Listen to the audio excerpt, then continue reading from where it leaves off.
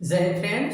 हम देखने वाले हैं जीके जीएस में जो टॉप 10 क्वेश्चन चल रहे हैं। इस टॉप 10 क्वेश्चन में आज हम लोगों को डिस्कस करना है 1793 का एक्ट है जिसे चार्टर एक्ट के नाम से जानते हैं। तो इसी के बारे में आज हम लोग डिस्कस करेंगे। सारी चीजों को यहाँ से कवर किया जाएगा। जितने भी पॉइंट हैं उनको पहले हम कवर करने का प्रयास करेंगे और आफ्टर दैट हम लोग यहाँ से जो 10 क्वेश्चन है उनको सॉल्व करेंगे। यहाँ से देखते हुए अगर हम चले हैं तो जितने भी इसमें टॉपिक हैं, जो जो इम्पोर्टेंट पॉइंट हैं उनको पहले ही कवर किया गया है और इसके बाद आप लोगों को यहाँ से चीजें देखने को मिलेंगी कि क्वेश्चन में आप लोगों को किस तरीके से क्वेश्चन आते हैं। यहाँ से टॉप 10 ऐसे क्वेश्चन मिलेंगे। चलिए फर्स्ट पॉइंट यहाँ पे क्या हमको ध्यान देना है, तो कुछ एक्स्ट्रा में आपको पहले ही हम बता देते हैं कि ये जो चार्टर एक्ट इसे क्यों कहा जाता है। 1793 का चार्टर एक्ट, जिसे हम लोग चार्टर एक्ट कह रहे हैं, क्या है तो एक तरीके का 20 वर्षों के लिए कंपनी को दिया गया एकाधिकार है। एक कंपनी को एकाधिकार दिया गया था और इसी एकाधिकार को चार्टर एक्ट के नाम से जाना जाता है। ये चार्टर एक्ट हर 20 इयर्स में इसमें अमेंडमेंट किया जाता था, इसे संशोधित किया जाता था। 20 वर्षों के लिए एक ट्रेड के लिए एक लाइसेंस था, एक एकाधिकार दिया गया था। ये पहली बार इसकी स्टार्टिंग 1773 के रेगुलेटिंग एक्ट से हुई थी। इसमें 20 ईयर हम लोग ऐड करेंगे तो 1793 आएगा। 1793 में हम 20 ईयर ऐड करेंगे तो 1813 और 1813 में 20 ईयर ऐड करेंगे तो फिर यहाँ पे 1835। इस तरीके से ये रेगुलेटिंग एक्ट से लेकर के ये चलता है कब तक, 1833 तक ये चलेगा। और 1833 जो है यही इसका क्या है, लास्ट चार्टर एक्ट कहलाता है। क्यों ऐसा क्यों हम कह रहे हैं, ऐसा इसलिए फिर इसके बाद 1833 के बाद अगर हम बात करते हैं तो यहाँ पे 53 भी आएगा, 1853 आएगा। बट हम क्या कहेंगे कि ये लास्ट, हम इसको नाम देंगे 1853 को ही, ठीक ना, ये लास्ट रहेगा। बट इसमें एक चीज ये याद रखना है ना कि यहाँ सबसे ज्यादा सेंट्रलाइजेशन हो चुका था, ठीक है। ये चार्टर एक्ट हर 20 ईयर पे आए हैं, उनको आगे अभी हम समझते हुए जाएंगे। बट इससे पहले अगर हम बात करते हैं तो यहाँ पे कुछ पॉइंट ध्यान देने हैं। और फर्स्ट पॉइंट यहाँ से क्या है हमारे पास, तो फर्स्ट पॉइंट है कि कंपनी के लिए ना एकाधिकार दिया गया था 20 इयर्स का, जिसे हम लोग चार्टर के नाम से जानते थे। दूसरी बात इसमें है कि बॉम्बे और मद्रास हमने आपको बताया था कि 3 पावर ऑफ जोन थे। यहाँ पे 3 पावर्स ऑफ जोन देखने को मिलते हैं इस पूरे इंडिया में। उस समय में 3 पावर्स ऑफ जोन थे। एक था जिसे हम लोग जानते थे बॉम्बे के नाम से, एक तो बॉम्बे के नाम से था। दूसरे को हम लोग क्या नाम देते थे, दूसरे को नाम देते थे बंगाल। और तीसरे नंबर पे आता था जिसे हम लोग मद्रास के नाम से जानते थे। तो इसमें ये जो पावर्स ऑफ जोन थे, जिसमें हम लोग फर्स्ट पॉइंट अगर यहाँ से देखते हैं तो एग्जीक्यूटिव पावर और लेजिस्लेटिव पावर, और इनके पास भी ऐसे ही एग्जीक्यूटिव पावर और लेजिस्लेटिव पावर होती थी। तो यहाँ से 1773 में ही बताया गया था कि जो लेजिस्लेटिव पावर है ये चली गई थी किसके पास, तो बंगाल के गवर्नर जनरल के पास ये पावर चली गई थी। बट यहाँ पे हम देखते हैं कि अगर इनमें बात करें तो जो 1793 का एक्ट है, इसमें क्या बताया जा रहा है कि 1793 के एक्ट में हमको क्या क्या देखने को मिल रहा है। यहाँ से हम ध्यान देते हैं तो जो बॉम्बे और मद्रास है, यहाँ पे गवर्नर जनरल का अधिक नियंत्रण हो गया था। यानी कि जो केवल यहाँ से अभी तक लेजिस्लेटिव पावर यहाँ दी गई थी, जिसे हम विधायी शक्ति के नाम से जानते हैं, ये जो विधायी शक्ति यहाँ से भेजी गई थी, यही अब कार्य शक्ति भी यहाँ से भेज दी जाती है, एग्जीक्यूटिव पावर जिसे कहा जाता है। ठीक, चलिए अगले पॉइंट पे आते हैं। अगला पॉइंट क्या है, तो अगला पॉइंट है यहाँ से निदेशक मंडल के लिए वेतन और भत्ते ब्रिटिश राजस्व के भुगतान किए जाते थे। इसका मतलब है कि यहाँ पे जो भी देखभाल करने के लिए जो मंडल बनाया गया था, एक ब्रिटिश राजस्व से भुगतान किया जाता था। ब्रिटिश राजस्व से भुगतान करने का मतलब है कि जो भी टैक्स कलेक्शन होगा, जो भी चीजें यहाँ से टैक्स से हम लोगों को मिलती हैं, हमारे ही भारत देश से ये अंग्रेज लोग वसूल के ले जाएंगे और यहीं से वसूल कर ले जाने के बाद और ले जाके इसको जो है वहां पे टैक्स के रूप में रख के और इसी से यहाँ पे क्या करेंगे कि निदेशक मंडल को जो वहां बनाया गया है, बना है ब्रिटेन में बना है और टैक्स हमारा है, पैसा हमारा है, हमारे पैसों से ले जाके ये लोग क्या कर रहे हैं, ये ले जाके वहां पे जो है उनको सैलरी दे रहे हैं, तरीके का वेतन भत्ता जो भी चाहिए उनको वेतन भत्ते सारी चीजें दे रहे हैं और वहां पे सैलरी किसकी भाई दी जा रही है, तो वो भी अंग्रेज ही हैं और इनको दिया कहां से जा रहा है, तो हमारे यहाँ से जो टैक्स कलेक्शन कर रहे हैं इनसे ले जाके दे रहे हैं। ठीक है, तो ये चीज भी हमको इसी में इस पॉइंट को भी याद रखते हुए चलना है। ठीक, चलिए अगले पॉइंट पे आते हैं और अगला पॉइंट क्या है,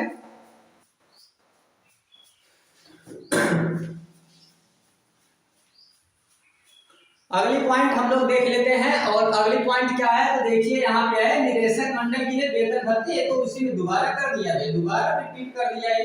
ठीक है, जिसे बोर्ड ऑफ कंट्रोल कहते थे, जो कंट्रोल करने का काम करता था उनका वेतन यहाँ से दिया जाता था। ठीक, और याद रखना है ना, क्या चीजें याद रखनी है आपको, याद रखनी है एक छोटी सी बात कि कई चेहरे हमारे हार को देखने के लिए इंतजार में बैठे थे, हम मुस्कुराकर उनकी उम्मीदों का जनाजा निकाला है।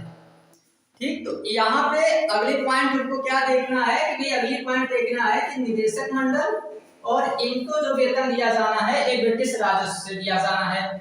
फिर अगली पॉइंट है कंपनी की वित्तीय देनदारी को स्पष्ट किया गया, कंपनी की वित्तीय देनदारी यानी कि जो वहां पे जितने, ये सब पॉइंट ज्यादा इंपॉर्टेंट तो नहीं है, ज्यादा इंपॉर्टेंट पॉइंट एक फर्स्ट पॉइंट था, केवल इसको 20 ईयर का एकाधिकार दिया गया। ठीक है, बट इनको भी हम थोड़ा थोड़ा समझ लेते हैं कि ये जो वित्तीय देनदारी है इसको भी स्पष्ट कर दिया गया था। ठीक ना, कि कौन जो है कितना इंडिया के लिए रहेगा और कितना जो है ब्रिटिश सरकार के लिए रहेगा। ठीक है, आगे अगर हम बात करते हैं तो वरिष्ठ पदों के लिए ब्रिटिश विषयों की आवश्यकता, तो यहाँ पे बताया जाता था कि जिसमें बताया गया था कि यहाँ से एक तरीके से हम जो भी वरिष्ठ पद रहेगा, तो इनमें वो बातचीत की जाएगी कि ब्रिटिश के लिए क्या इंपॉर्टेंट है, इन सारी चीजों पे यहाँ पे चर्चा की गई है। बट इतने ज्यादा ये इंपॉर्टेंट नहीं है, इंपॉर्टेंट पॉइंट इसमें केवल ये है कि इसने भारत पर व्यापार के लिए एकाधिकार को 20 ईयर्स के लिए बढ़ा दिया था, 20 वर्षों के लिए इसने बढ़ा दिया कि भाई हम भारत में ही क्या करेंगे, भारत में ही व्यापार करेंगे। ठीक,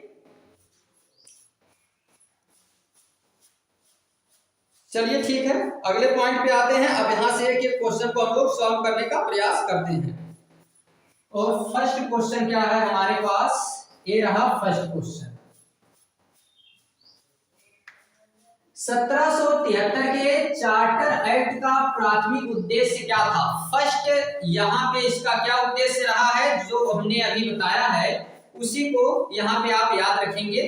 ठीक है, फर्स्ट पॉइंट यहाँ पे क्या है, तो 1793 के चार्टर एक्ट का प्राथमिक उद्देश्य हमने आपको अभी बताया था कि यहाँ पर ईस्ट इंडिया कंपनी ने व्यापार के एकाधिकार को नवीनीकृत किया, यानी कि आफ्टर 20 इयर्स के लिए बढ़ा दिया गया था ट्रेड लाइसेंस यहाँ पे बढ़ा दिया गया था 20 इयर्स के लिए, 20 वर्षों के लिए एकाधिकार व्यापार का बढ़ा दिया गया। किसके द्वारा? ईस्ट इंडिया कंपनी के द्वारा जो व्यापार किया जाता था, इसे इस एक्ट के द्वारा कहा गया कि भाई अगले 20 वर्षों तक आप व्यापार कर सकते हैं, आप जो है व्यापार यहाँ करेंगे तो कोई आपको रोकने वाला नहीं है या कोई दूसरी कंपनी यहाँ पर नहीं आएगी। ठीक है, कोई दूसरी कंपनी नहीं आएगी। ठीक, तो और एक जो बताया गया ईस्ट इंडिया कंपनी के एकाधिकार को समाप्त कर दिया जाता है, तो एकाधिकार समाप्त पूरी तरह से कब होता है? 1835 में खत्म होगा। आगे इसको नहीं याद रखेंगे हम लोग। और भारत में शिक्षा का बढ़ावा कब दिया गया था? ठीक है, तो भारत में शिक्षा के लिए, भारत में ईसाई धर्म का प्रसार, ये सब हम लोग अभी आगे समझने वाले हैं, इस टॉपिक में हमको नहीं समझना है। ठीक ना, चलिए आगे आते हैं। तो 1793 के चार्टर एक्ट ने ईस्ट इंडिया कंपनी के शासन को कितने वर्षों के लिए बढ़ाया है? तो 20 वर्षों के लिए। 20 वर्षों के लिए बढ़ाया गया था, 20 वर्षों के लिए, जैसा कि अभी हमने देखा था 20 वर्षों के लिए इसको बढ़ा दिया गया है। ऐसे 30, 40 और 10 वर्षों के लिए ऐसा कोई भी लाइसेंस नहीं दिया गया था, ये 20 वर्षों के लिए ही लाइसेंस यहाँ पे दिया गया था, ठीक ना।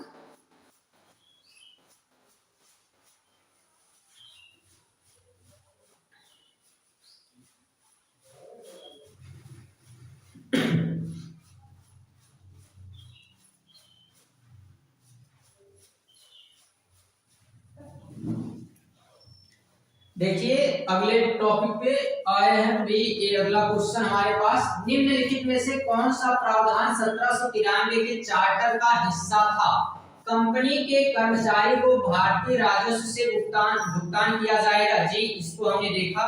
निजी व्यापार पर पूर्ण प्रतिबंध, मिशनरियों को भारत में प्रचार करने की अनुमति, भारतीयों को उच्च पदों पर नियुक्त करना। तो इसमें से कौन सा हिस्सा है, केवल यही है, बाकी ये सारी चीजें इसमें नहीं है। तो यही पॉइंट यहाँ पे सही रहेगा, ठीक है। बाकी ये जो अभी पूर्ण नियंत्रण नहीं है और यहाँ पे मिशनरियों को भारत में अभी नहीं भेजा गया है, भारतीयों को उच्च पदों पर भी अभी नहीं रखा गया है, ठीक है। अभी ये उच्च पदों पे हमें नहीं रखेंगे।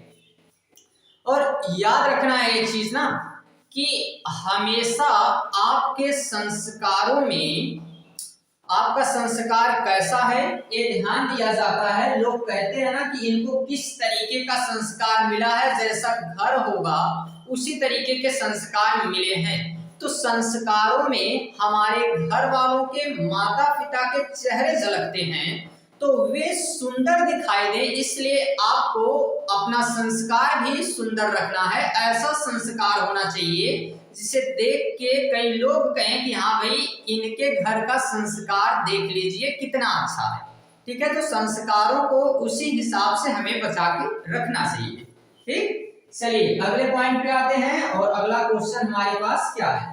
अगला क्वेश्चन है 1793 के चार्टर एक्ट के समय ब्रिटिश प्रधानमंत्री कौन था। तो ब्रिटेन का प्रधानमंत्री उस समय कौन था, तो ब्रिटेन का प्रधानमंत्री उस समय विलियम पिट द यंगर था, कि लॉर्ड नॉर्थ था, या फिर इस समय कौन था, चार्ल्स जेम्स फॉक्स या विलियम कैडिस बेंटिक। इसमें से कौन था 1793 के समय में जो इस समय प्रधानमंत्री के पद पर था, ठीक ना। तो प्रधानमंत्री के पद पे इस समय कौन व्यक्ति है, तो ब्रिटेन की यहाँ पे अगर हम बात करें तो William Pitt the Younger, Lord North, और यहाँ पे जेम्स फॉक्स और फिर ए विलियम बेंटिक करके जो था, इसमें से कौन व्यक्ति रहेगा, तो ए लॉर्ड नॉर्थ करके था, ठीक ना। यही इस समय यहाँ का प्रधानमंत्री था।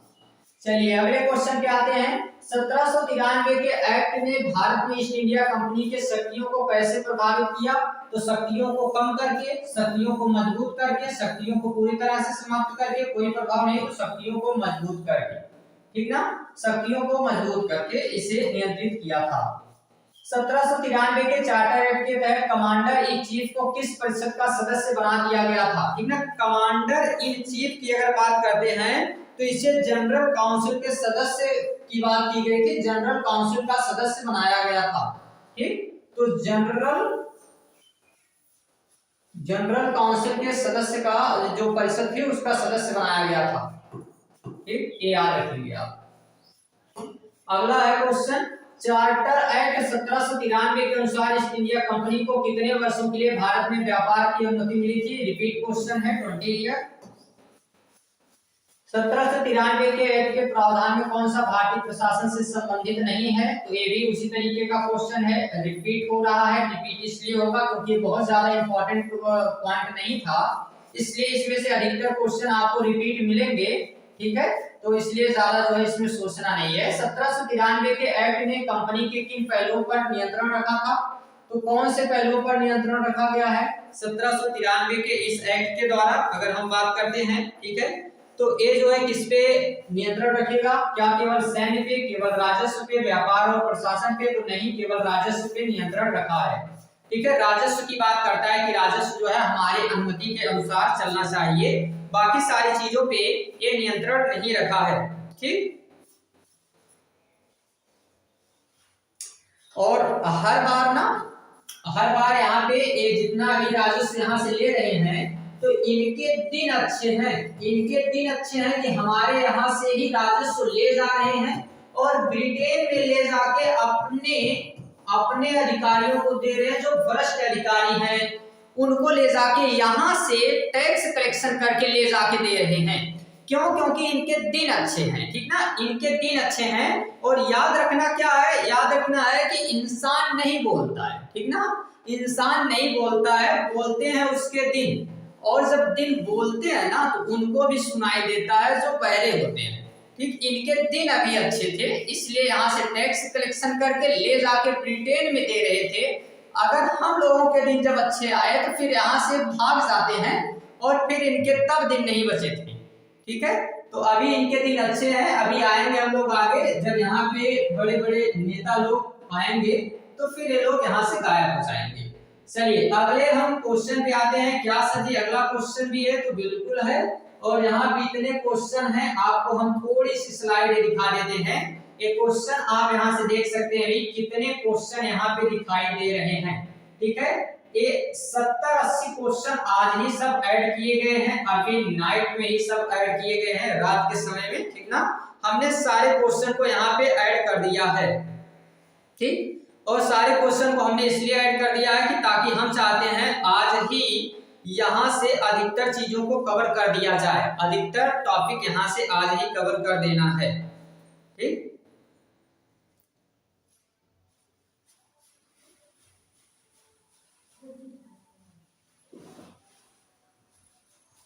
तो चलिए अगले टॉपिक पे आते हैं, और अगला टॉपिक क्या है हमारे पास?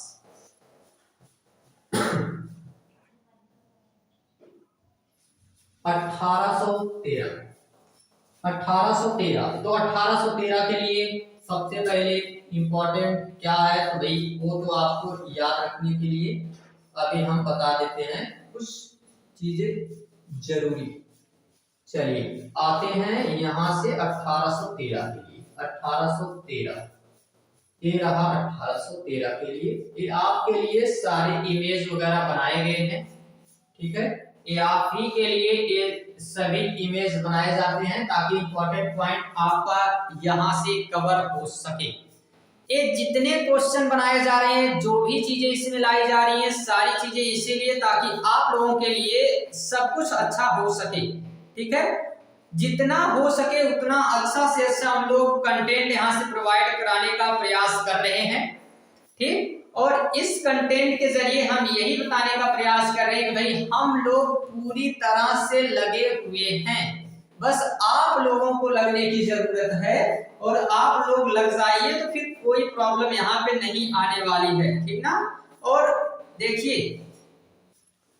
जब भी लोग पूछते हैं हमेशा ये कहते रहते हैं ना, अभी साथ में बहुत लोग रहते हैं, कंटेंट लिस्ट में 250-300 लोग, 400-500 लोग हो जाते हैं, बट जब साथ की बात आती है तो फिर 2-4 लोग उतने में कवर हो जाते हैं, बाकी सब गायब। और हर बार जब आपसे मिलेंगे ना तो साथ देने और सलाह देने में बड़ा फर्क होता है। सलाह देने वालों की संख्या बहुत ज्यादा होती है, वो सलाह आपको देंगे कि हार मत मानना, ठीक ना, हार मत मानना, लगे रहना है, बट वो ये नहीं पूछते हैं कि हार तो नहीं मानना है भाई, लेकिन थके कितने हो ये नहीं पूछने वाले हैं। सब लोग ये कहेंगे कि करते रहना है, आगे बढ़ते रहना है, इसमें बनाते रहिए, आप ये सारी चीजें करते रहिए, एक ना एक दिन होगा। और लेकिन ये नहीं जानते हैं कि अभी जो एक दिन हो रहा है ये नहीं, इससे कोई मतलब नहीं है। तो लोग आपसे पूछेंगे केवल यही चीजें, और ऐसे भी ये पूछा जाता है कि